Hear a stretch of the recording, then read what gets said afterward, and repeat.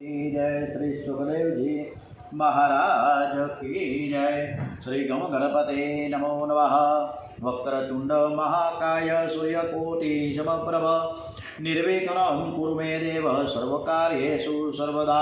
ओम श्री गजानन गणपति महाराज की जय।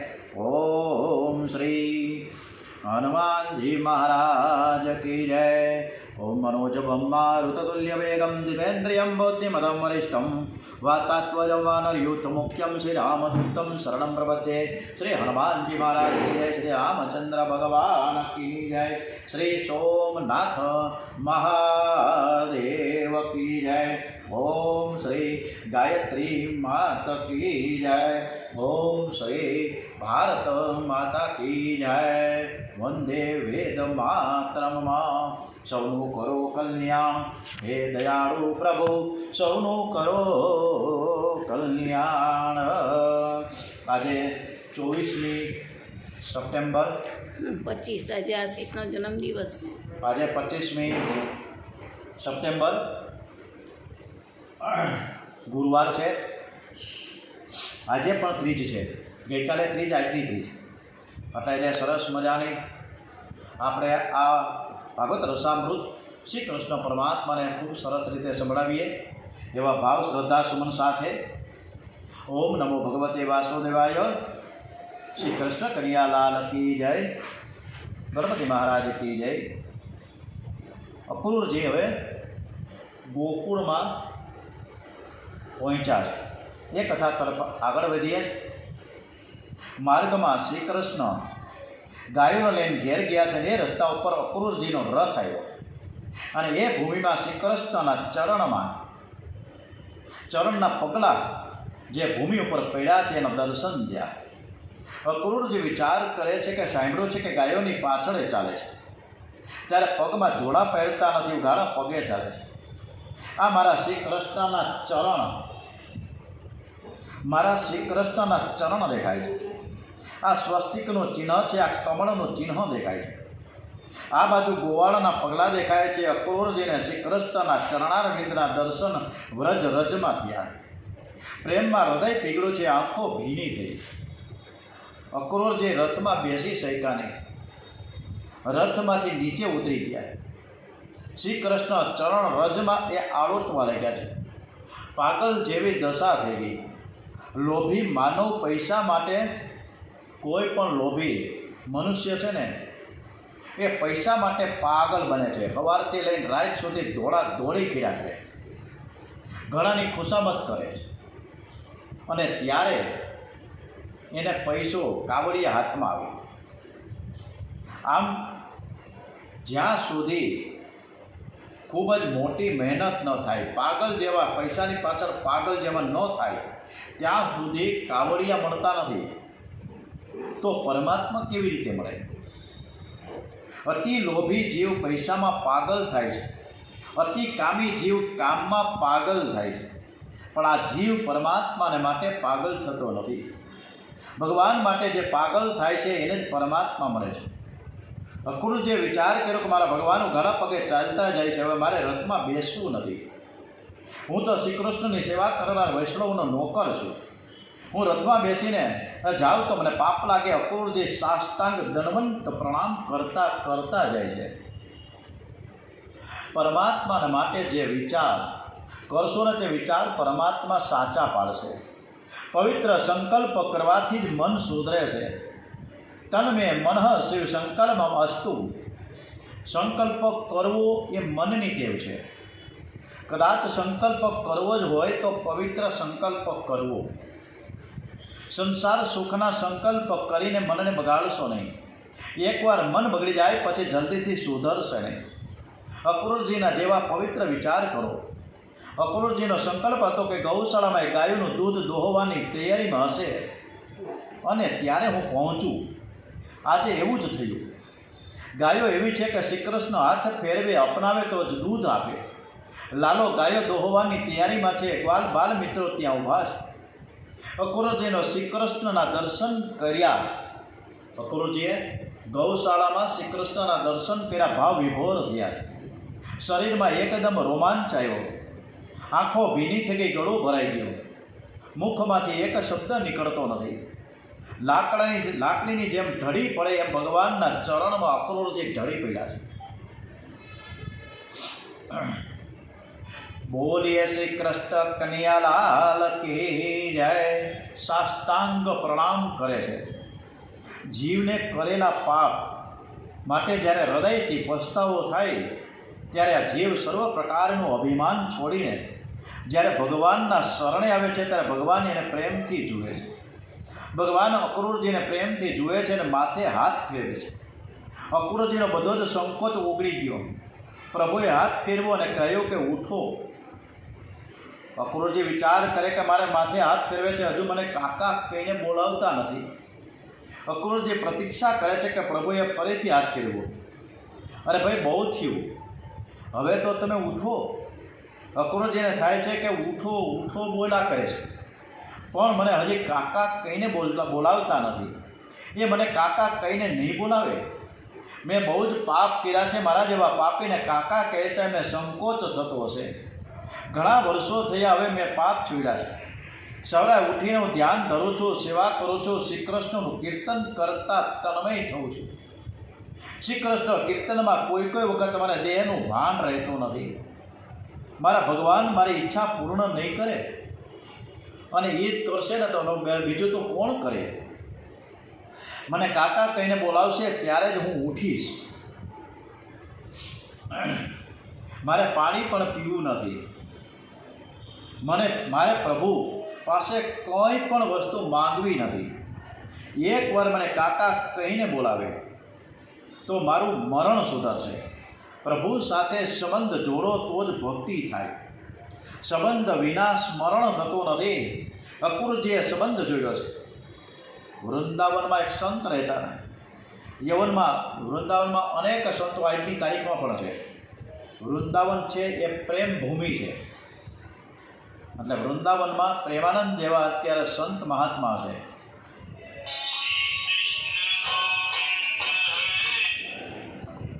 યવનમાં એ ભાઈ યોગી હતા, પ્રાણાયામ કરતા હતા અને સમાધિમાં બેસતા, પણ વૃદ્ધાવસ્થામાં મહાન ભગવત ભક્ત બન્યા. એ સંતને એવી ખાતરી થઈ કે જ્યાં સુધી નાકને પકડી પ્રાણાયામ કરીએ છીએ ત્યાં સુધી મન શાંત રહે છે, પણ પછી પાછું કૂદાકૂદ કરે છે. અંતકાળમાં યોગ દગો કરશે. અંતકાળની વેદનામાં યોગ સફળ થશે નહીં. અંતકાળમાં અતિ દુઃખ છે, જ્ઞાનનો બહુ ભરોસો કરશો નહીં. અંતકાળની વેદના થાય છે ને ત્યારે હું શુદ્ધ ચેતન આત્મા છું. હું એ ભૂલાય છે, હું શરીર છું, એ દેહાધ્યાસ યાદ આવે છે. અને ત્યારે શરીર છોડતા બહુ જ વ્યાકુળતા થાય છે. યોગ ને ભક્તિનો સાથ ન હોય તો યોગ મરણ બગાડે છે. ભક્તિથી મરણ સુધરે છે. એમણે વિચાર કર્યો કે આ જગતમાં રહીને જગતને ભૂલી જવું છે. શ્રી કૃષ્ણમાં તન્મય થવું છે. હું શું કરું કે જેથી જગત ભૂલાય? એમણે શ્રી કૃષ્ણની સાથે સંબંધ જોડ્યો કે કનૈયો મારો દીકરો છે, હું નંદ બાબા છું. વૃદ્ધાવસ્થામાં બાળક આવ્યો, મને પ્રાણ કરતાં પણ પ્યારો છે. મહાત્મા પરમાત્માને બાળક માનીને શ્રી કૃષ્ણની સેવામાં તન્મય થાય છે. બાળલીલાના ચિંતનમાં તન્મય થાય છે. સંતે ગંગાજીના દર્શન કર્યા નહોતા, તો કોઈ વખતે એની ઈચ્છા થાય કે મારે ગંગાજીના દર્શન કરીને સ્નાન કરવું છે. આ વાત છે વૃંદાવનમાં એક સંતની, વયોવૃદ્ધ 95 વર્ષના.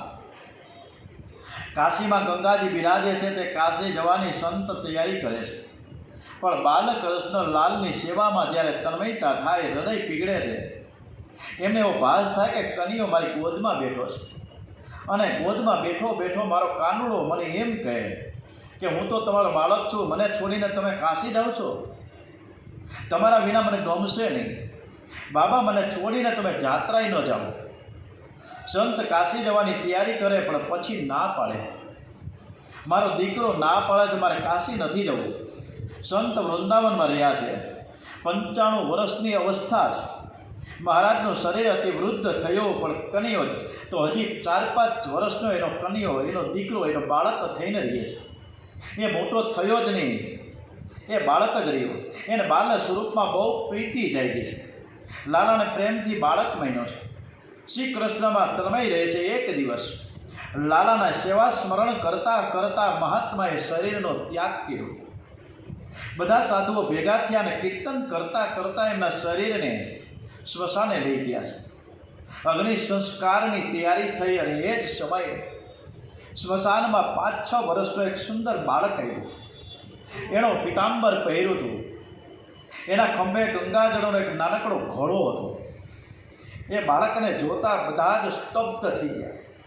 એ બાળકે કહ્યું કે આ મારા પિતા છે અને હું એનો પુત્ર છું.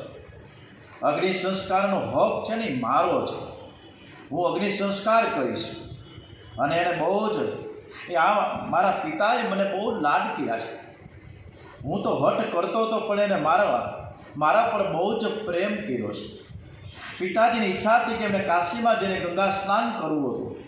એવો ગંગા સ્નાન તો કરી શક્યા નથી, પણ પિતાની અંતિમ ઈચ્છા પૂર્ણ કરવી એ આ પુત્રનો ધર્મ છે. બાળકે એમના શરીરને ગંગા સ્નાન કરેલું.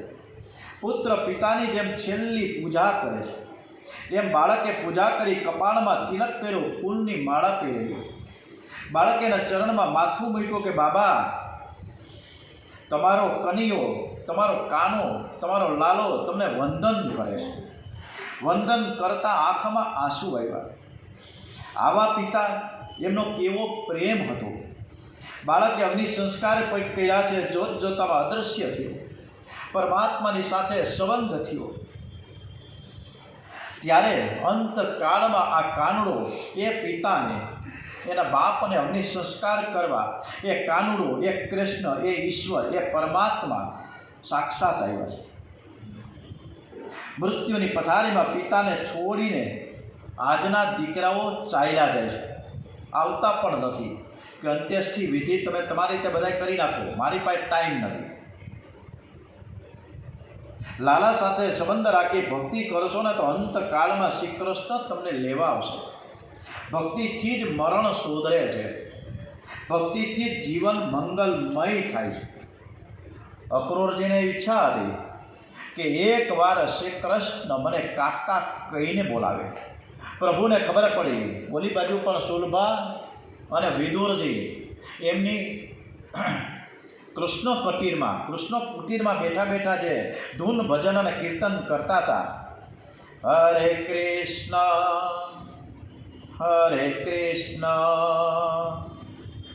કૃષ્ણ કૃષ્ણ હરે હરે, હરે રામ રામ રામ હરે હરે. વિદુરજી અને સુલભા જ્યારે એ કૃષ્ણ કુટીરમાં દરવાજા બંધ કરીને જ્યારે ધૂન ભજનના કીર્તનમાં દ્વારકાધીશને એમાં તન્મયતા હતા, ત્યારે દ્વારકાધીશ જાતે એ કુટીરના આંગણે આવ્યા. બારણું ખખડાયું. વિદુરજી અને સુલભા ત્યારે વાતો કરી રહ્યા કે મારો કાનુડો આવશે, મારો દ્વારકાધીશ આવશે, ત્યારે મને કાકા કહીને બોલાવશે કે નહીં. ત્યારે સુલભાએ પણ કીધું, જો તમને એ કાકા કહીને બોલાવે તો મને કાકી તો કહેશે ને. આ જ વસ્તુ અહીં અક્રૂરજીને થઈ છે કે શ્રી કૃષ્ણ મને કાકા કહીને બોલાવે. પ્રભુને ખબર પડી કે આ જીવની બહુ ઈચ્છા છે કે હું એમને કાકા કહીને બોલાવું.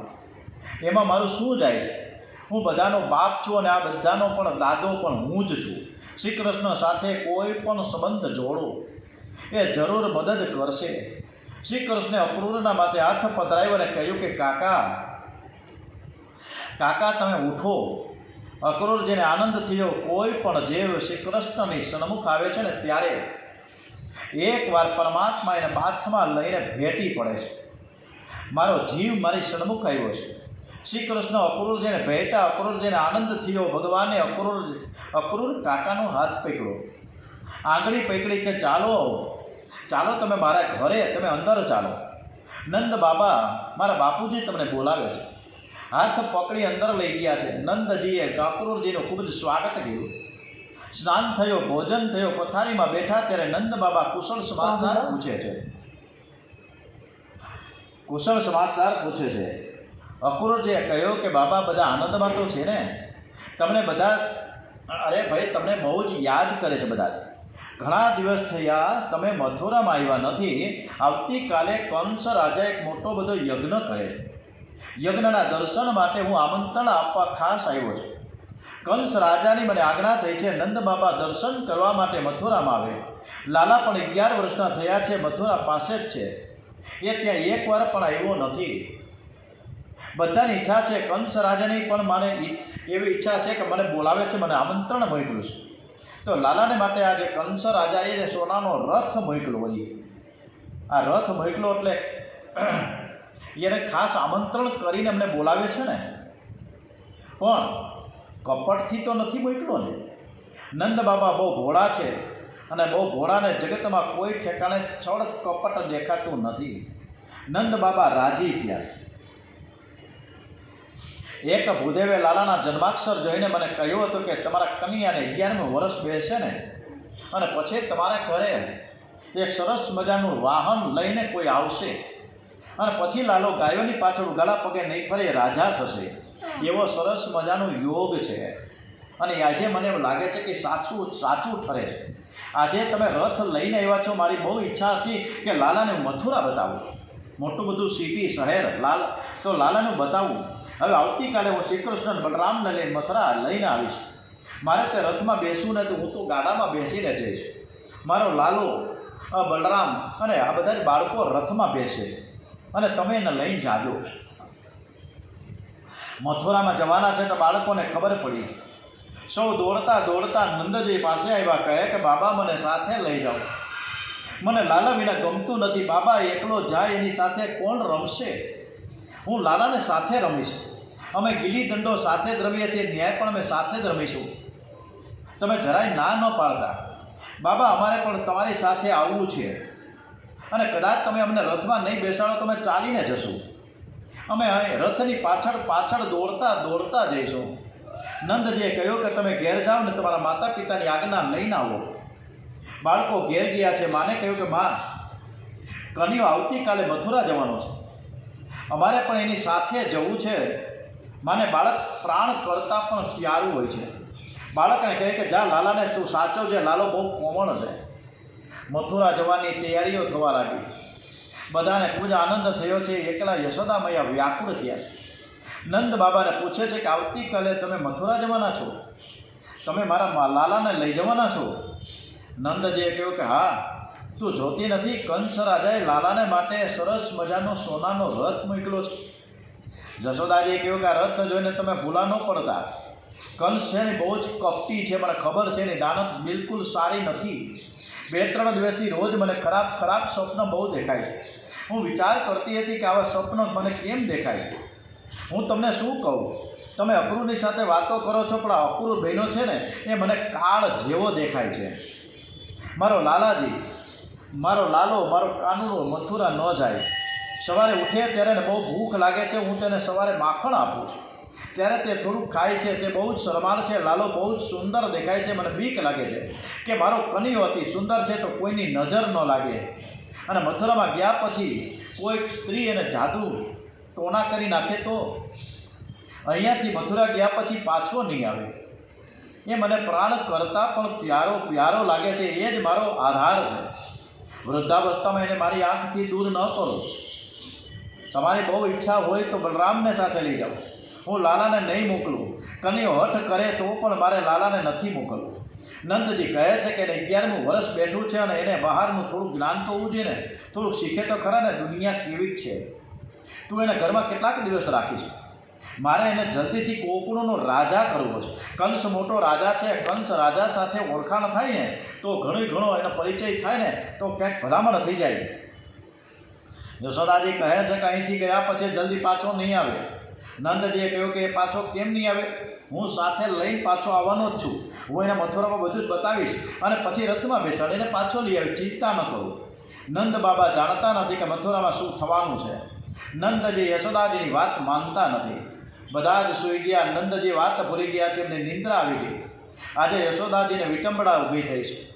પથારીમાં બાલકૃષ્ણ લાલ પધરાવ્યા છે. વારંવાર પીઠ થાબળે છે, માથે હાથ ફેરવે છે. આજે મારી પથારીમાં છે, આવતીકાલે નહીં હોય. મથુરામાં ગયા પછી શું થશે? માને અકળામણ થાય છે. યશોદા મૈયા રડે છે. માને નિંદ્રા નથી આવતી. એમણે પથારીનો ત્યાગ કર્યો. મધ્યરાત્રિનો સમય છે ને તેઓ આંગણામાં બેઠા છે. રાત્રે કનિયો જાગ્યો, માને પથારીમાં ન જોયા. મારી મા મારી બહુ જ કાળજી રાખે છે. પથારીમાં દેખાતી નથી. રાત્રિના સમયે તે માને શોધવા નીકળ્યો. ઘરમાં એ યશોદાબા દેખાયા નહીં. એટલે શ્રી કૃષ્ણ બહાર આવ્યા અને કહે છે કે મા તું કેમ રડસ? મા હું તારો દીકરો છું, તું કહીશ એ કરવા હું તૈયાર છું, તું રડીશ નહીં. મા કહે છે કે મને કાંઈ થતું નથી, તું આવતીકાલે તું જવાનો છે ને તેનું મને બહુ જ દુઃખ થાય છે. બેટા મારો કનિયો આંખથી દૂર ન થાય એ જ મારી ઈચ્છા છે. લાલાએ કહ્યું કે મા મારે જવું નથી, પણ કંસ મામાની આજ્ઞા છે એટલે હું ન જાઉં તો મામાને ખોટું લાગી જાય, તેથી આવતીકાલે હું મામા પાસે જઈશ. મામાએ કહ્યું કે લાલા મને તારા વિના ગમતું નથી. પણ લાલાએ જ્યારે કહ્યું કે હું પાછો આવીશ અને ત્યારે માને આનંદ થયો કે મારો દીકરો જે બોલે છે એ પ્રમાણે જ સાચું જ હોય છે. મને કહ્યું છે કે આવીશ એટલે એ આવશે.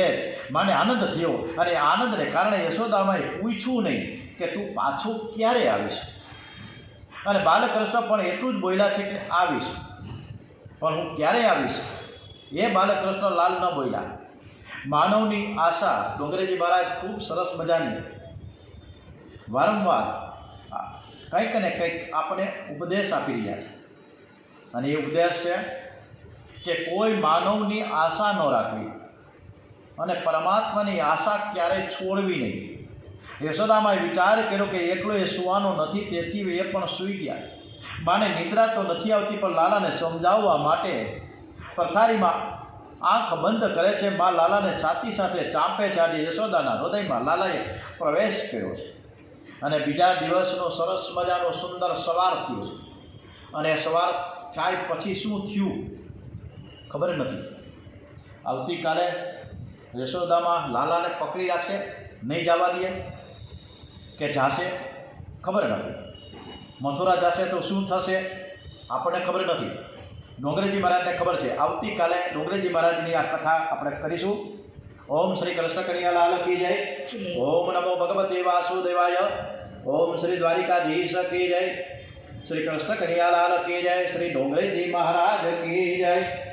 ઓમ શ્રી સોમનાથ મહાદેવ કી જય. ઓમ શ્રી ભારત માતા કી જય. ઓમ નમો ભગવતે વાસુદેવાય. શ્રી ભાગવત ભગવાનજી મહારાજ કી જય. ઓમ નમઃ પાર્વતી પતે.